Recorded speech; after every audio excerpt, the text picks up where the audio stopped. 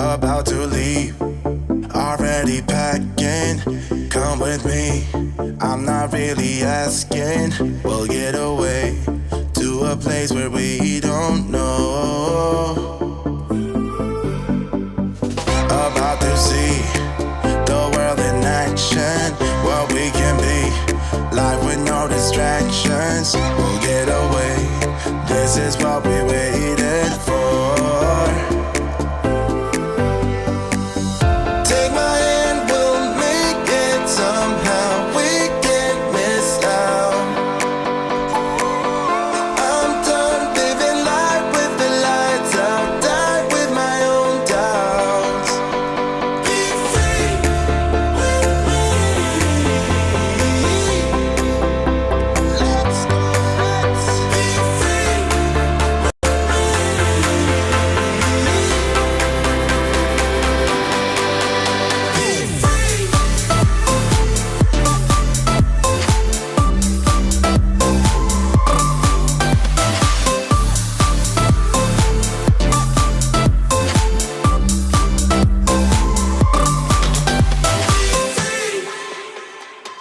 Not looking back, eyes on the freeway, Bonnie and Clyde, a classic cliche. We're on the run, this is what we waited for. Take my hand, we'll make it somehow. We can't miss out. I'm done living life with the lights out, die with my own doubts. Be free.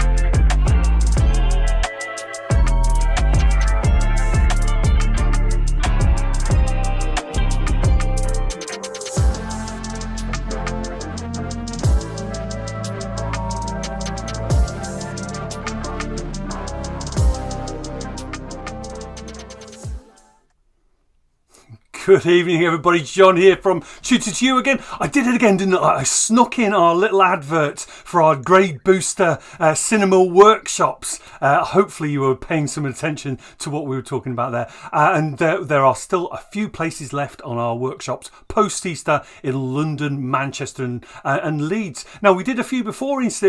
You joined us then, Isabel, didn't you? We had some fantastic students, did we not? It was really, really good. Some really good work going on.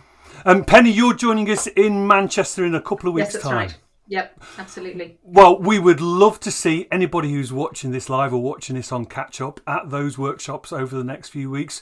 Go to the tutor2u.net website and have a look at the availability that is there. Welcome to tonight's Revision Blast session, though. We are going to be talking about government failure to correct market failure, I guess is what we should be saying. This is the second of our three very short set of sessions that we are doing. Again, we've cherry pick the topics specific to those that we know are going to be covered in the exams that are coming up.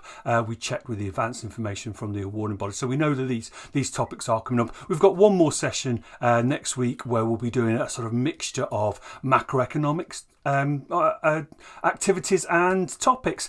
Now, we, as always, we've got about 30 minutes or so of quick fire activities, and as always, we would love if you are watching this live for you to take part in those activities and tell us your thoughts and your answers in the chat window on YouTube. All of that introduction done, I think it's time to get started. Would you agree, Penny and Isabel? Yep. Ready? I do. I'll hand over to you two now then. Thanks. Okay, so we are starting with some multiple choice questions here. So all you need to do is type the answer that you think is correct into the chat window. And it's great to see so many of you here this evening. We've got Pedro, we've got Ben, we've got Connor. So good to see you all. Okay, first question. When might government failure occur in an economy? So when might government failure occur in an economy? Now use all your multiple choice tactics here. Read through, work out which ones aren't correct, work out which ones aren't relevant. You might want to work out which ones you don't want to include, and then look at the best answer. Oh, we've got some people straight off here. We've got Cara on D. We've got Henry on D. We've got Bezo on D. Nyla's on D. Is it Nyla or Neela? Let me know. Isabel, Fian. Oh, so many people on D. Wow, really quick this evening. Let's see if those people are correct. And you are, in fact, correct. So really, really important to know the definition of government failure. It's when an intervention by the government results in a net welfare loss. So it needs to be worse than it was before. So why is it worse than it was before? So many people getting the right answer on this. I can tell this is going to be a great session. Let's have a look at the next question. So what would be the likely effect if the government was to remove a subsidy on rail fares in order to reduce total government spending? So they want to cut their spending and therefore they're cutting a subsidy that's already in place. Okay, loads of people who are ready to answer this. I'm so excited to see what answers you give. So some of these might be true, but they might not be relevant. Some of them might not be correct. Work through each one and find the best answer, the likely effect. Let's have a look at what we've got here. So the government's taking away a subsidy on rail fares, and they're doing that to try and reduce government spending. But what would the likely effect of that be? Okay, we've got something on a C. Ben's going for C as well. Who else has got answers here? Type them into the chat window. Joel's gone for C. Is anyone going to go for anything different? Let's see. Let's see. Get it? Oh, fantastic. Yes, so we were correct. So it's conflicting objectives due to a rise in train fares. I'm going to explain that word myopia in just a moment, so don't worry about that. Let's talk about that answer here. So it's conflicting objectives. So they're trying to reduce government spending, that's one objective, but they might cause a problem in another area. Now, myopia is a scientific term. It's for short-sightedness. So we often use it in optometry, but here we mean policy short-sightedness. Yes, it'll help us to achieve our short-term aim, but it won't help us to achieve our long-term aim. It's a really good word to use in your answers if you can. It shows a really good level of understanding. It's unlikely to be brought up in many boards because it's not on the spec for many boards, but if you know it, it's a really good one for you to put in and say, look how much I know about economics. Question 3. Okay, which of the following is the best definition of regulatory capture? These questions where it's best, it might be that some of the other answers are correct, but which one is the best definition? Which one covers the whole meaning of the word and in the most specific way possible? Let's have a look. So we've got parties having unequal access to information in a market, where increased competition will not improve the welfare of consumers, when the industries under the control of a regulatory body appear to operate in favour of the vested interests of monopoly producers rather than consumers, or where the effect of intervention on firms, workers or consumers might have alternative impacts. So Bezo's gone for C, Kara's gone for C, Ben's gone for C, Arshad has gone for C, Josh has gone for C. Again, everybody agreeing tonight. It seems like you're all thinking with one brain. Okay, let's see if they are correct. Let's have a look. Oh, yes, perfect. We're all doing really well tonight. I think we've got 100% correct answers, which is fantastic. Let's move on to question 4. Which of the following is the most likely to restrict the ability of the UK Competition and Markets Authority to control mergers and takeovers? A lot in that question. Which is most likely to restrict their ability to control mergers and takeovers? Now, I can't tell if the answer's coming in at the minute for this question or for the last one. If they're for this one, you've got in that really, really quickly. Which one here do you think is the most likely to do that? It might be that you can find a kind of way around it for some of them. Which one is the most obvious? I always think these are the hardest questions, particularly if you think in an unusual way, but which is the most, gives you the most clear chain of cause and effect from one to the other? Henry's gone for A.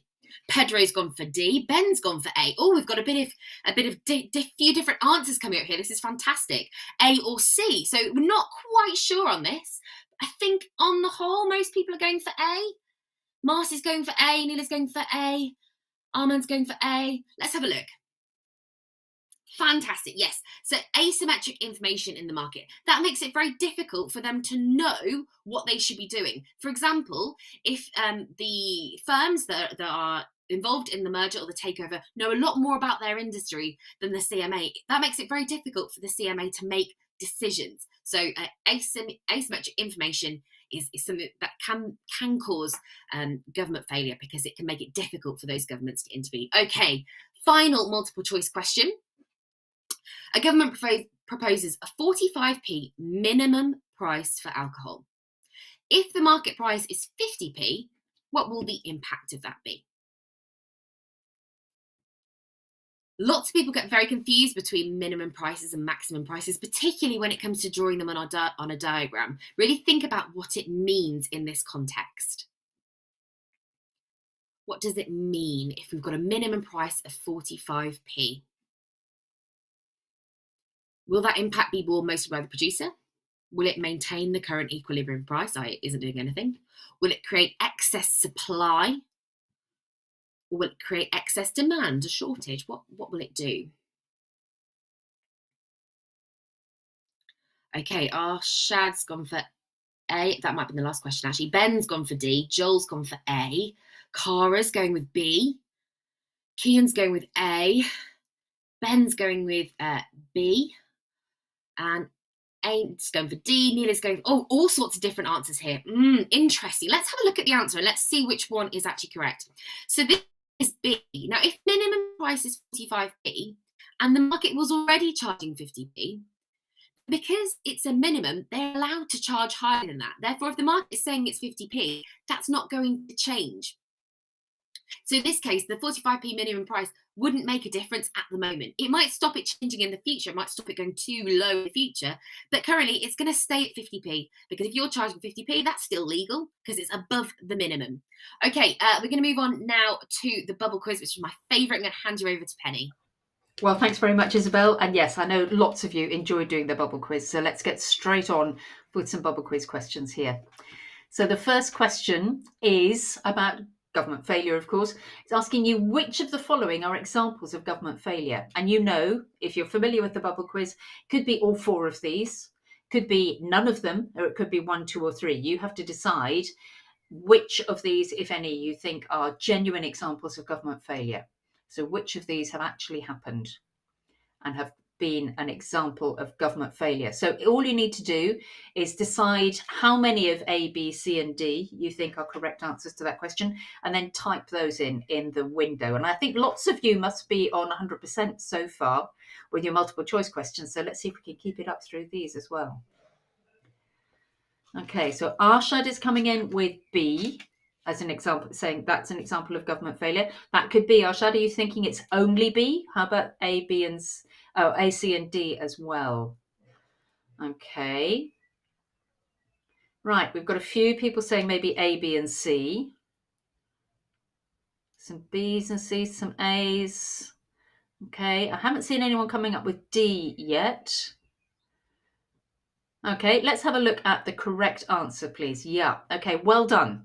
Yes, it's A, B, and C. So these could all be given as examples of government failure because the causes of government failure are given to us here. So distorted price signals is one of the things which causes government failure when governments intervene with maximum or minimum prices. And then unintended consequences. We know that unfortunately, government intervention is done for the best of reasons, but sometimes there's something that they hadn't considered or that they could not even have considered and predicted, which might come up as a unfortunate, unforeseen, unintended consequence as a result of their intervention.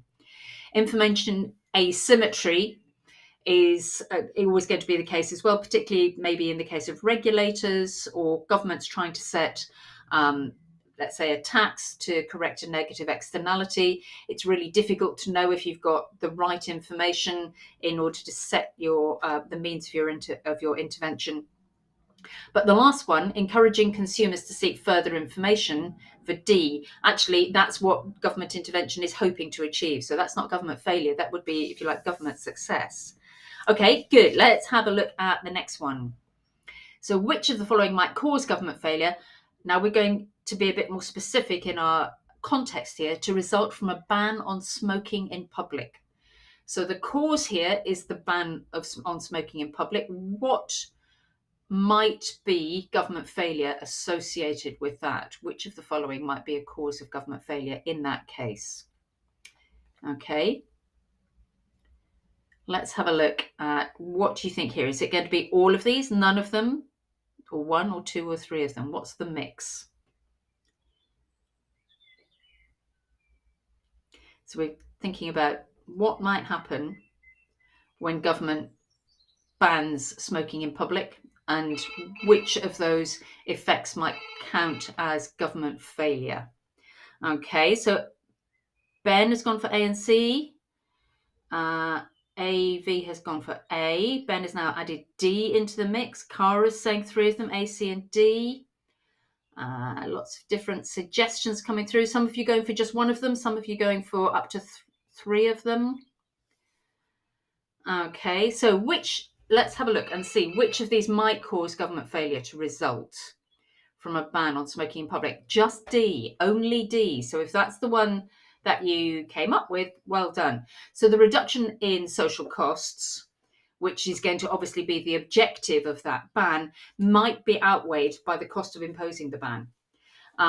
So that's what we would hope would occur. That would be, again, an example of government success. So all of the others might be a possible government failure. Okay, so yes, the tobacco industry might find, because there's less demand for tobacco, that you get a rise in unemployment. Okay, you might consider that to be a government failure as a result. Likewise, people might continue to smoke in their private property. So, just because you've got the ban on public places, you're not actually achieving anything in private properties. Maybe more people smoke at home than they do in public places. And then the government receive less tax revenue. I mean, you might say, well, actually, okay, that would be that would mean that the ban was working, but also it's a disadvantage of imposing that ban. Okay, let's have a look at the next one. Here we're looking at regulatory failure. Which of the following are examples of regulatory failure?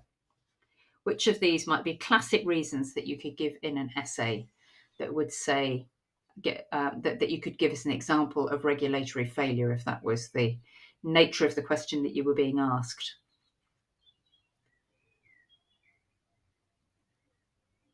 Okay.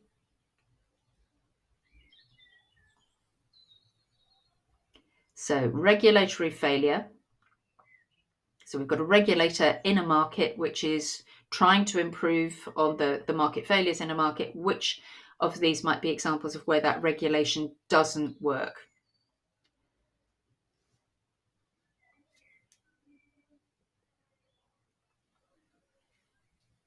Okay, I can't see any thoughts coming through yet, so you're obviously thinking hard about this one. Okay, Henry's the first one to throw his hat into the ring with A and C. Oh, Pedro's going all 4 this time. So we're going full house there. What do the rest of you think? Could they all be examples of regulatory failure? And lots of suggestions of things that might be. Let's have a look. Let's see if Pedro, well done. Yes, absolutely. All 4 of them are examples of regulatory failure. So when the regulation becomes bureaucratic and costly, that means that potentially the cost is greater than the potential benefit that you're going to get from it.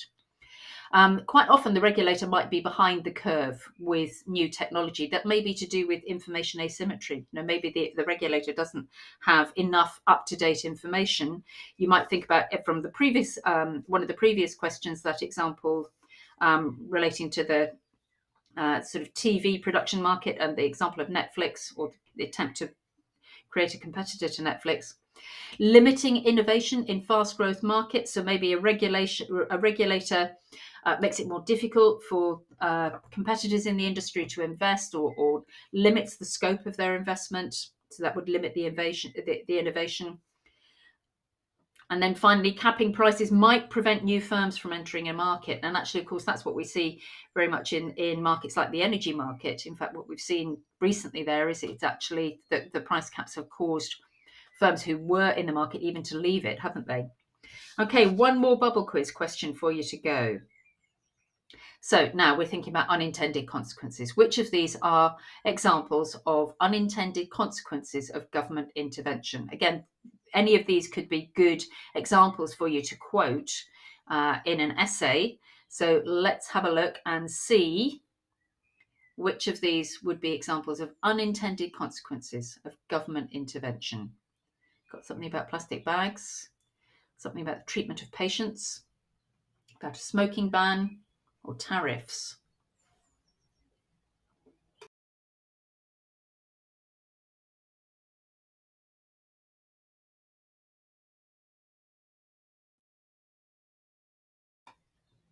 Okay, can we have any suggestions here for which of those 4, if any of them, are examples of unintended consequences? Oh, Ben's going straight in there with, he reckons, all 4.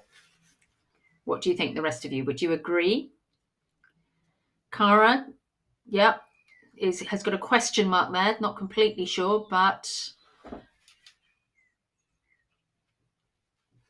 someone's asking what a patio heater is. It's one of those sort of very large gas-operated heaters that you have out to heat an outdoor space. So when pubs and so on and clubs have set up outdoor smoking areas, they've often put out a heater out there. Could be gas, could be electric, in order to warm the space up so that their customers who are heading out for a smoke don't freeze.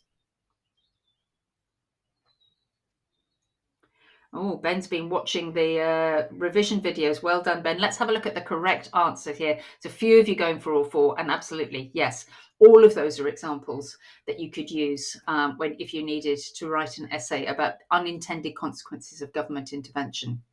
Okay, so thank you for your work on all of those. Well done. Lots of good answers coming through, lots of good work happening. And let's go back to Isabel for your next activity. I completely agree. Some really good stuff going on in the chat there. It was really nice to see Rayan and Pedro and Ben asking questions and helping each other out. It was good to see Bezo giving us that really good quote about policies. Go back up and have a look at that if you didn't catch it. Okay, but in the meantime, we're going to go on to the next one, which is a 60-second categorise, so super quick. You are going to type the numbers of the things on the side that if they are examples of government failure. So I want you to type in the numbers of those which are government failure, okay? Leave the ones that are examples of market failure and just type in the ones that are examples of government failure when intervening. Okay, you've got 60 seconds, off you go.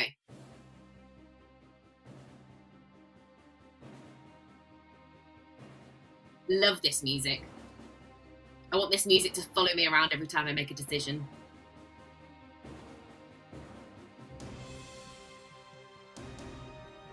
Okay, so you don't need to type them all in at once. If you see any of those and you know that that's an example of government failure, type that number into the chat. You don't need to get them all in one go, although of course if you can, that's fantastic.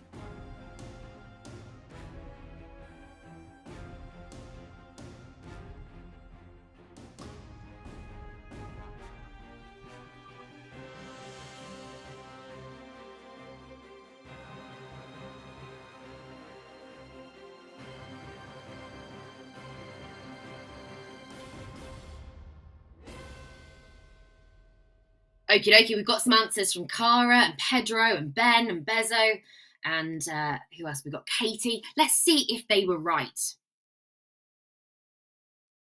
Lots of people getting a lot of these right. So we've got policy myopia. That's that short-sightedness, thinking only of the policy that's right in front of them, even though it might harm a longer-term policy. Regulatory capture, when one of our kind of regulatory bodies might get very heavily influenced by the people they're supposed to be regulating. High enforcement costs. It might just cost a lot of money to put this in place. Is it worth it? Conflicting policy objectives is always a problem, and something that gives you a really good way to weigh things up in your essays. Is it worth achieving this objective instead of getting this? And too much bureaucracy, lots of red tape, lots of filling in forms. It might just take a really, really long time. Okay, we've got a question.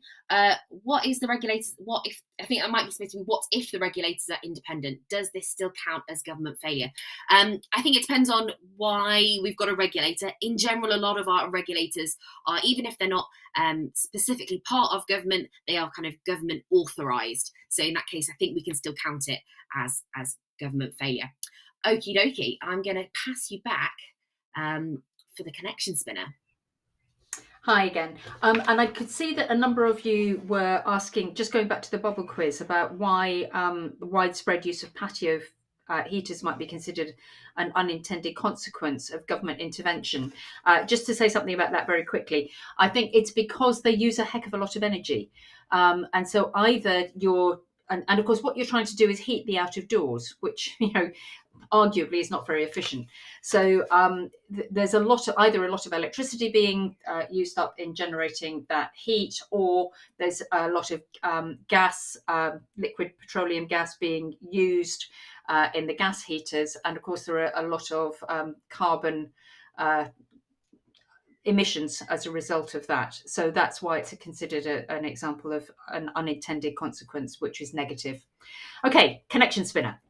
So more real world examples here. So we're looking at some activities here that will give you lots of opportunity to apply your knowledge of real world economics. So we've got 6 different types of government failure, and we're going to put a spinner, which is going to spin at random, is going to select one of those. And I'm going to ask you to give me a real world example of that one that it lands on. Okay, so which one are we going for? The spinner is landing. Oh, political self-interest. Okay, can anyone give me an example, please, of where political self-interest might cause government failure in the real world? Let's see if you've got any ideas that you want to type in and suggest here. We've got probably some suggestions for you, but let's see if you have any suggestions yourself. You need to be a little bit careful with this sort of question, not to get drawn too far down the line of describing politics rather than describing economics. So think about how a political self-interest could have an impact on an economic decision. So Cara has suggested MPs taking bribes like cash for questions in the 1990s. Okay, Tony Blair giving an exemption for Formula One smoking ads since he was getting donations from them. Was it him? I think it was probably the Labour Party, wasn't it? Lobbying, says Ben. War in Ukraine leading to austerity in Russia. I'm not quite sure, Joel, where the political self-interest would lie there. Perhaps you can add a little bit more to that. Lobbyists we've got again, which I think is one of the examples we're going to come up with here. Can we see the real-world examples we're suggesting? Pedro, you're right. This is a hard one, and I think that's probably why we've got it in here. So you might talk about farm support policies. You might talk about the drinks industry, perhaps similar to a point that someone was making about smoking. Maybe the drinks industry managing to get some favourable treatment.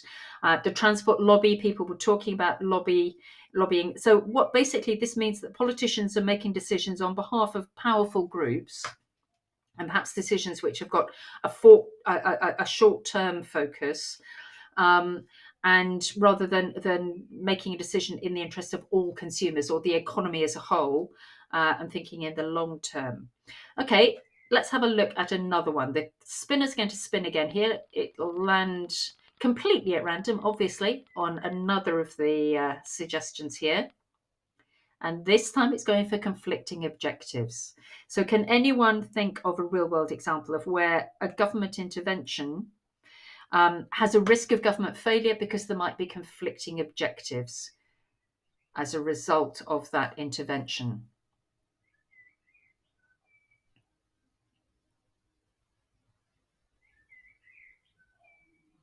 Again, it's really nice to see some of the examples that you're coming up with in the chat window, and the sort of explanations that you're adding to them. I'm sorry I haven't got time to go through all of them, but please do have a look at what others are typing in there. There's some really good stuff. How about conflicting objectives? What good ideas have you got for that? You think of a government intervention that might be designed, obviously, to solve a market failure, but might have conflicting objectives or disadvantages for others.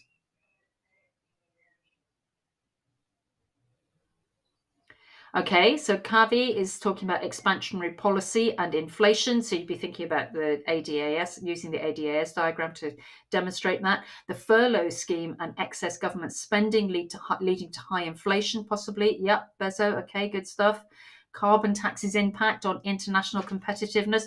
Ben, I think you've hit the nail on the head with the suggestion we're coming up with. Can we put our suggestion in the box there as well? Absolutely, there you go. Minimum carbon price could damage UK competitiveness and possibly cost jobs.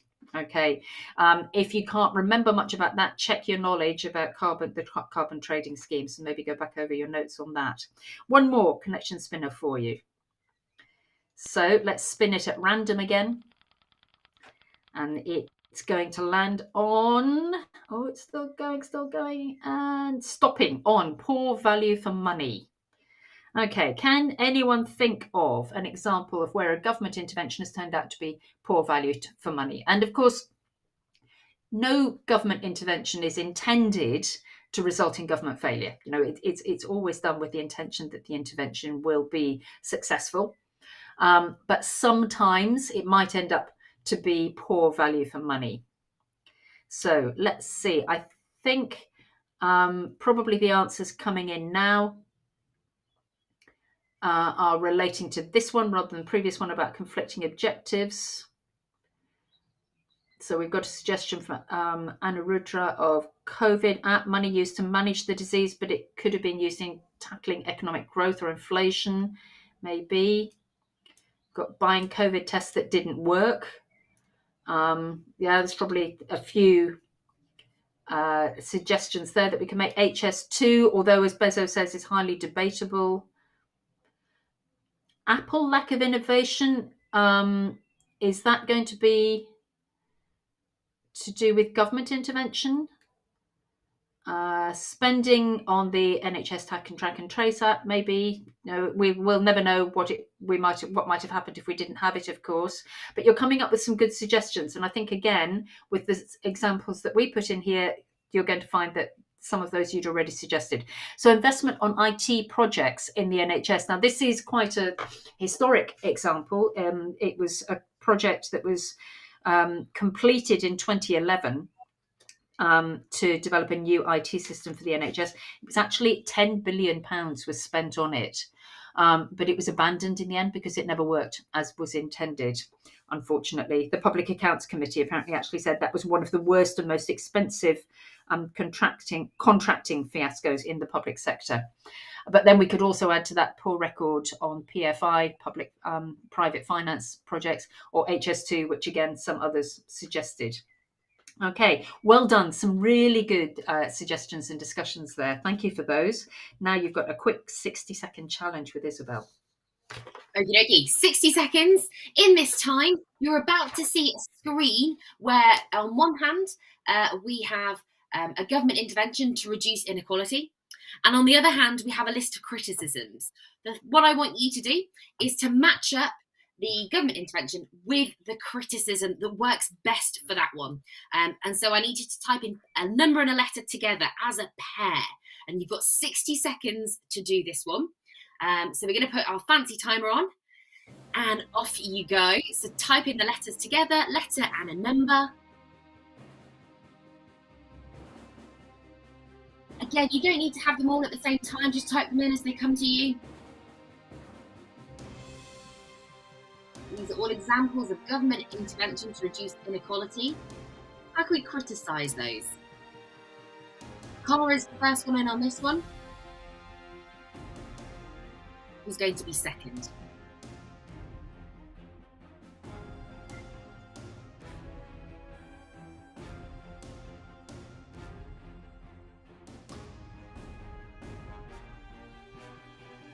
You're matching letters and numbers together.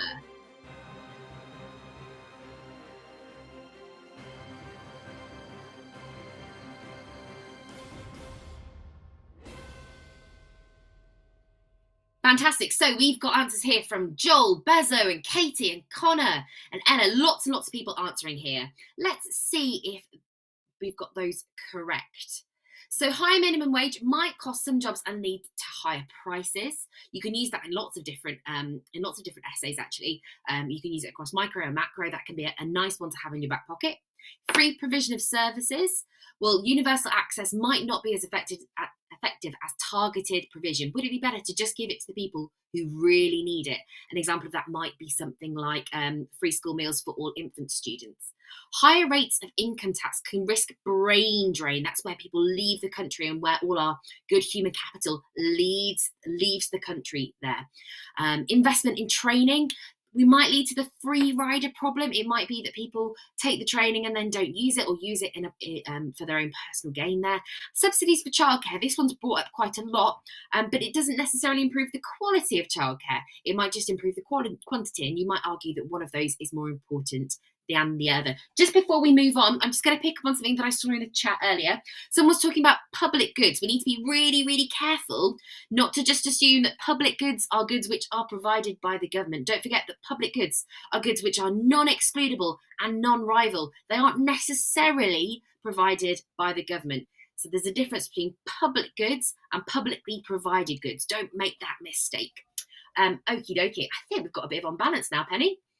I think we have, absolutely. And I think we've had such good answers so far that I'm expecting some terrific answers on this one as well. Okay, so we are thinking about arguments for and arguments against. And the question here is, why might an indirect tax on on junk food lead to government failure? So there's a number of economies thinking about, or even having already introduced, indirect taxes on junk foods. Think about why they might want to do that. What's the market failure they want to solve? Maybe we're thinking about childhood obesity, trying to encourage people to eat healthier diet, that sort of thing. So we want, first of all, a contextual example or two, please, of why this might lead to government failure. So when it says contextual example there, what that means is make it relevant to junk food, to the junk food market. Okay, so let's give you a moment or two to think about it, and then to type in some of your great ideas for why or how you would explain how an indirect tax on junk food might lead to government failure. Okay.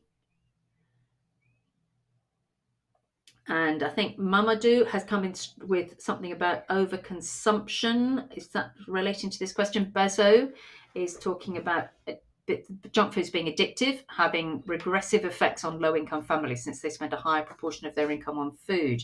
Okay, that's a good start. Thank you. Any other thoughts? Addictive, says Neela as well.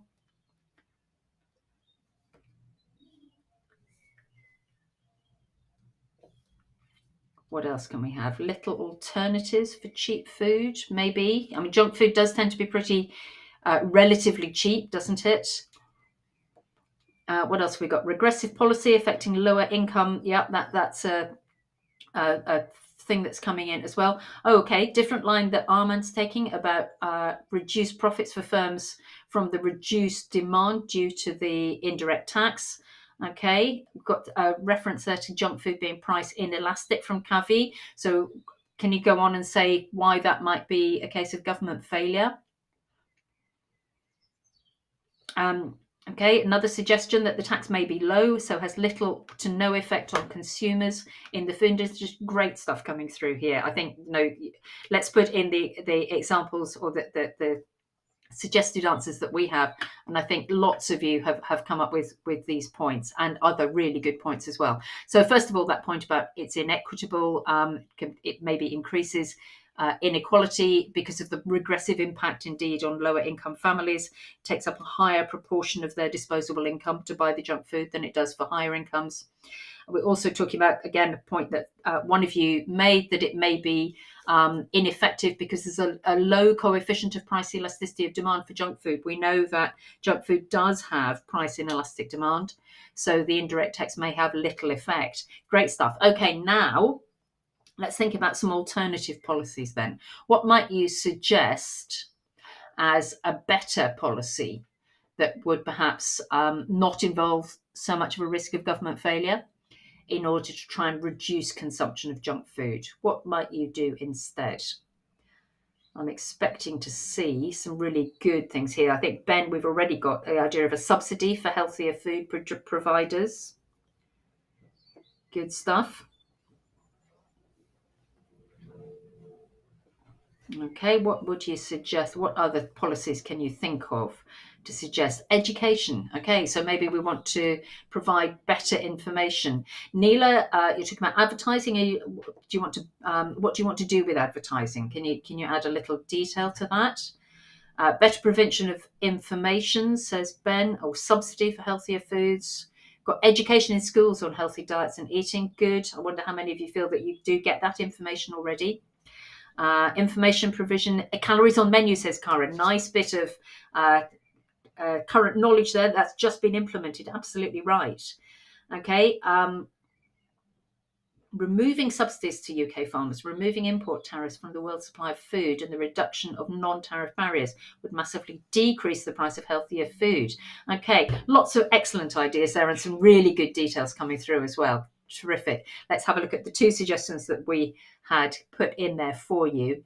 And I think, again, we'll find that you're absolutely on the money here. Advertising bans. Yeah. And we could see, for example, London Transport. The Mayor of London banned advertising of fast food in February 2019. And then there was a report this February 2022, saying that it was felt that there was a measurable fall in purchasing of junk food, and it was thought that ban on advertising on London Transport had contributed to that. It's not the only reason, but it contributed to that. And then subsidies for the healthy food from the farming industry, again, was an idea that lots of you came in with. So well done. Terrific work on there. I think lots of you have got some really good ideas that you're going to be taking into your exams this summer. Well done. Thank you, Penny, and thank you. I don't know why, but every week I'm still in awe and shocked about how good some of the answers are that we're getting from the students. Particularly that last question where we were obviously asking for sort of open answers and the quality of some of the suggestions and being absolutely precise in terms of matching the question, which is a key skill and a key element of doing well, particularly in essay answer questions.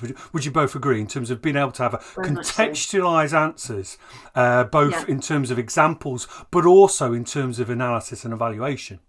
Yeah, I think if I was an examiner, I'd be really enjoying reading some of those answers. Absolutely, Yes. absolutely. Now, listen. As always, we've had so many people respond with answers. So forgive me if I don't call out your name here. I know Cara was the first person who answered any question tonight. So well done to Cara. And I know Cara contributed quite a few more than that. I've got Henry Bezzo with some great other pieces of information coming from Bezzo. Ben, Neela, Fionn, Marcy, Tolu, Pedro, Katie, Arshad, Josh, Connor, Joel, Katie, Rianne, Ella, Kian, Pedro. I'm really sorry if I've missed your name off there. I was trying to do so many things at the same time. Absolutely fantastic, and we always are really grateful for your responses.